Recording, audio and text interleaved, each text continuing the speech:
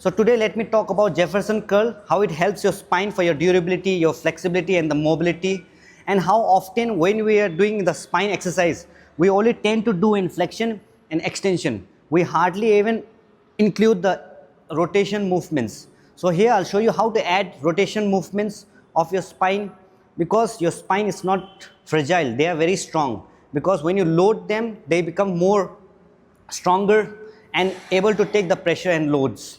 So whenever you're putting load on the spine, it acts as a shock absorber. It's not like a donut that has this come out from its place. So you have to train your spine in such a way that it, even after doing the exercise on the gym, the functional activity has to happen, like you're tying a shoes, lifting up things. So you have often heard that most of the disc bulge happen due to heavy lifting in wrong posture. What happens, even you have to train in your spine in certain ways that it adapts to that activity, like you're tying your shoes, lifting up something from your ground, or picking a baby from here and you get a catch, because you have never trained your body in such a way. That's why suddenly you do certain kind of activity you have not been conditioned to, then you'll get a catch. Even weightlifting is not bad. If you have not done proper techniques, proper posture, proper form, even proprioception, that means whenever you're putting your foot on the ground, you need to know and you need to be more aware how you're placing your foot while lifting certain things. So first I'm doing the Jefferson curl in the long sitting positions. After that I'll show you with the weights how you're gonna do. First without the weights I'm doing. Now what I'm doing is I'm going to tuck my chin in, then I'm going to roll my ribs, then my lower back in this way, in segment wise.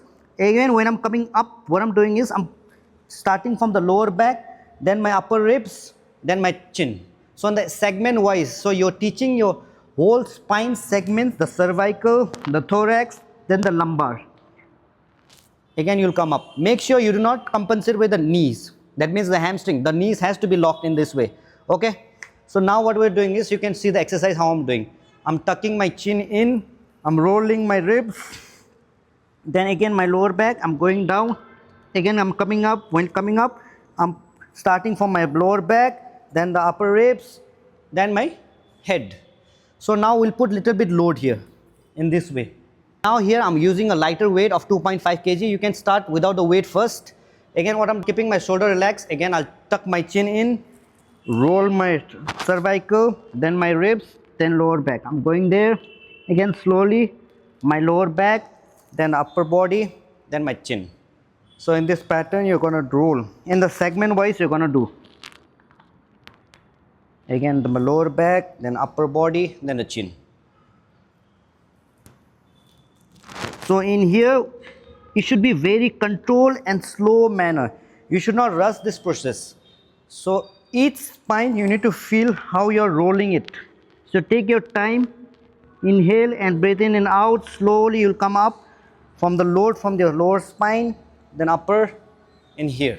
After this we're going for the standing.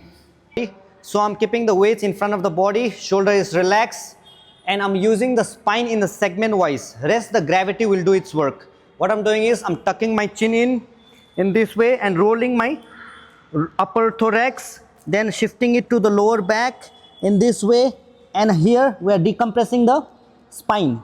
At the same time, while coming up from the lower back, you're gonna come, then your upper body, mid back, and your chin.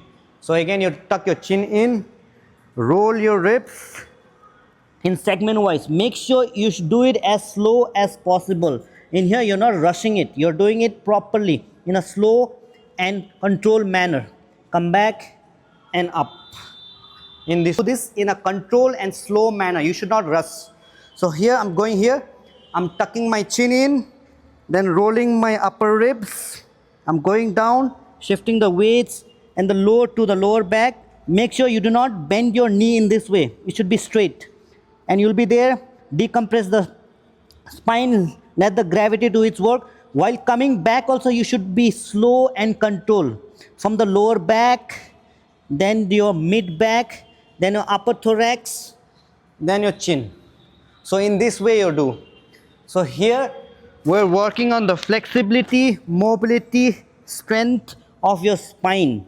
And most of the injury in the gym happens due to improper form, bad skills, or not aware of the body how they have placed. So whenever you're doing a squat or deadlift or weightlifting and stuff, so you need to be aware how you're putting your foot in the ground, whether one side is more or compared to other side. You have to be aware how your knee is curved, inside or outside, whether the knee, ankle, hip, and these are all in single lines. So whenever you put the load on the spine, it becomes more stronger and more durable, because what we do is most of the time we do in flexion and extension, most of the exercise what happens. So here we have to include the rotational movements also. Same thing, the Jefferson curl you can do in other variations.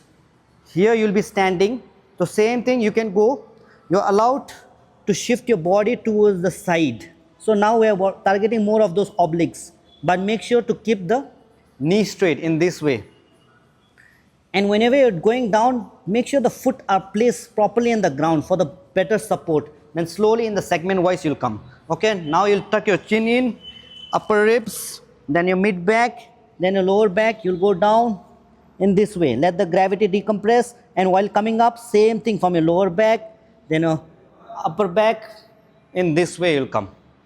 Okay, so whenever you're doing a spine work, make sure to add the rotation exercises also.